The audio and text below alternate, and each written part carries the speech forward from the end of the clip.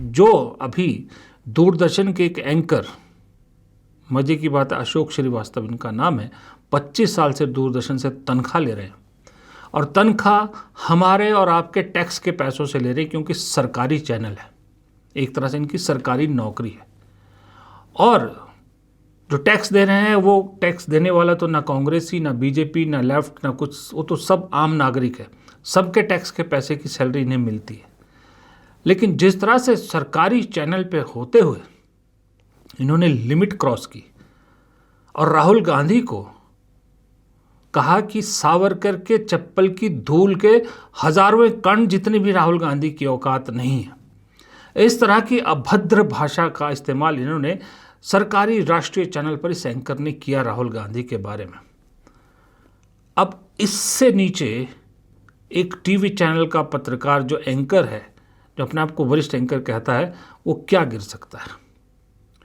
ये जो गिरावट की हद दिखाई है, इसके बाद जो लोगों में रोष है, खास करके कांग्रेस के सपोर्टर्स में, वो देखिए आपके सामने। और जो कांग्रेस को पसंद करने वाले हैं या जो सही में मीडिया को इंडिपेंडेंट देखना चाहते हैं, जो इन गोदी चाटुकारों से दुखी हो चुके हैं, उन सब का राहुल गांधी के नाम एक संदेश है। वही संदेश मैं राहुल गांधी को देना चाहता हूँ।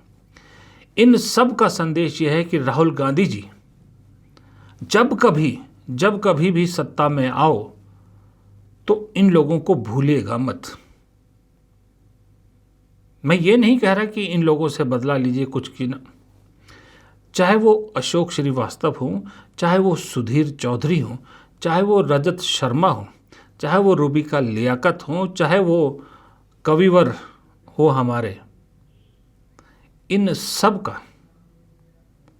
का कुछ मत कीजिए, सिर्फ हिसाब किताब निकलवाइएगा।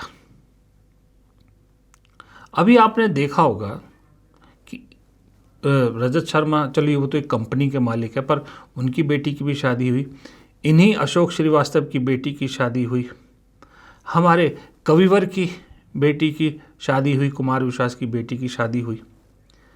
इन सब की शादियों में प्रधानमंत्री गए, अच्छी बात है, चलो आशीर्वाद देने गए। लेकिन जितनी लेविश इन्होंने शादियां की है या अपने बच्चों की जितनी लेविश शादियां कर रहे हैं, इतना पैसा इनके पास कहाँ से आ रहा है, ये तो ज़रूर जांचिएगा। रूबिका लियाकत इफ्तार पार्टी करती है, बहुत बार उन्होंने अपने घर की शानदार तस्वीरें डाली है, सब डाली है, पता तो कीजिएगा इतना पैसा कहाँ से आया। सुधीर चौधरी को करोड़ों रुपए का पैकेज दिया जा रहा है, करोड़ों रुपए हर महीने तनख्वाह ले रहे हैं। जो उन्हें पैसा दिया जा रहा है सुधीर चौधरी को, वो पैसा किसका है और कहाँ का पैसा कहाँ डाइवर्ट किया जा रहा है? कम से कम इतना तो राहुल गांधी कर ही सकते हैं ना, जांच तो कर सकते हैं। एजेंसीज राहुल गांधी के पास भी होंगी, ईडी भी होगी, इनकम टैक्स भी होगी, सीबीआई भी होगी। लेकिन उसके लिए ज़रूरी है कि राहुल गांधी इन्हें भूले नहीं, कतई नहीं भूलना है।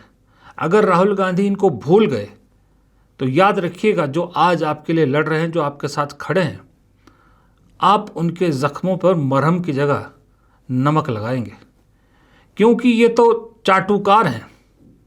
आज इस कदर मोदी जी की चाट रहे हैं, चप्पल भी चाटने को तैयार हैं।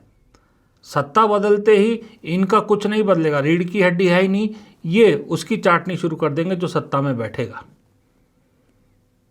फिर भूलिएगा मत कि इन्होंने क्या कर्म किए है। मैं इनकी पत्रकारिता, चाटुकारिता, इसकी बात ही नहीं कर रहा, मैं कोई पर्सनल बदला लेने की बात ही नहीं कर रहा।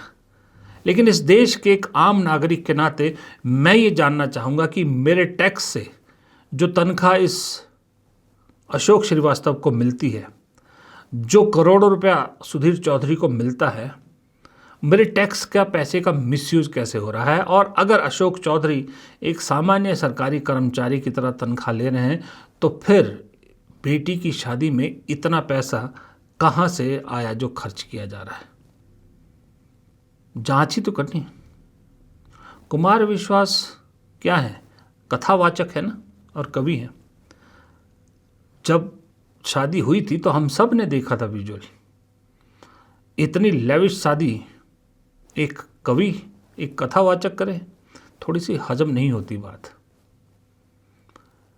आप भ्रष्टाचार पे बहुत भाषण देते हैं राहुल गांधी जी, हेमंता बिस्वा शर्मा के भ्रष्टाचार को लेकर बहुत बातें करते हैं, लेकिन भ्रष्टाचार सिर्फ राजनीति में नहीं होता, भ्रष्टाचार और भी बहुत सी जगहों पर हो रहा है और उस सब भ्रष्टाचार की जांच तो कम से कम आपको करनी पड़ेगी।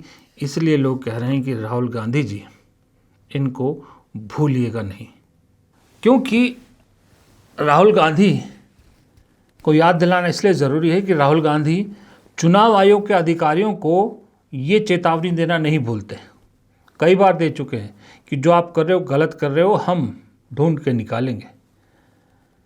यही चेतावनी हकीकत में बदलेगी, इसका हमें पूरी उम्मीद है। वही बस इधर भी करना है। इस देश को अगर सही में राहुल गांधी चाहते हैं कि लोकतंत्र फिर से मजबूत हो, और उसके लिए आप कहते हैं कि ये जो सोच है, नफ़रत की सोच है, इसको हटाना ज़रूरी है, मोहब्बत की सोच का आना ज़रूरी है, एग्री। लेकिन लोकतंत्र सिर्फ सोच बदलने से मजबूत नहीं होगा।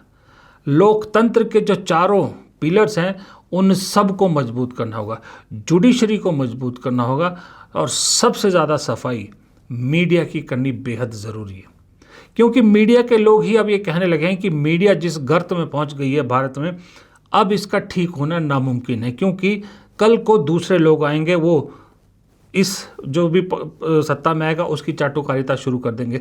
गोदी मीडिया रहेगा ही रहेगा, बस चेहरे बदलेंगे। मैं ये नहीं चाहता। मेरे हिसाब से ये फिर लोकतंत्र की वापसी या लोकतंत्र की मजबूती कतई नहीं है जब तक मीडिया बिका हुआ रहेगा।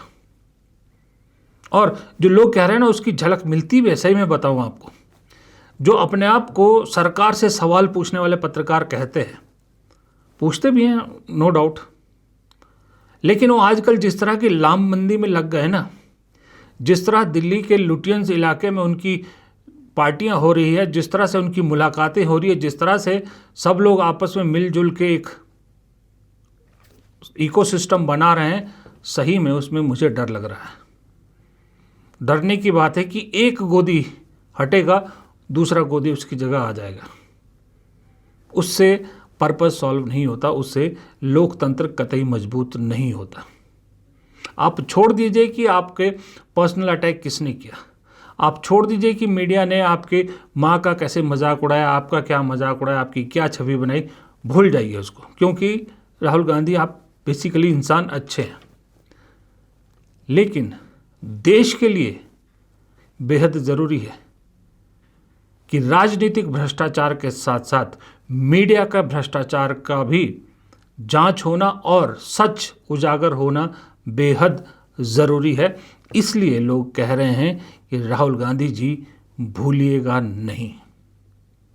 फिलहाल इस वीडियो में इतना ही। प्रदीप चौहान को दीजिए इजाज़त।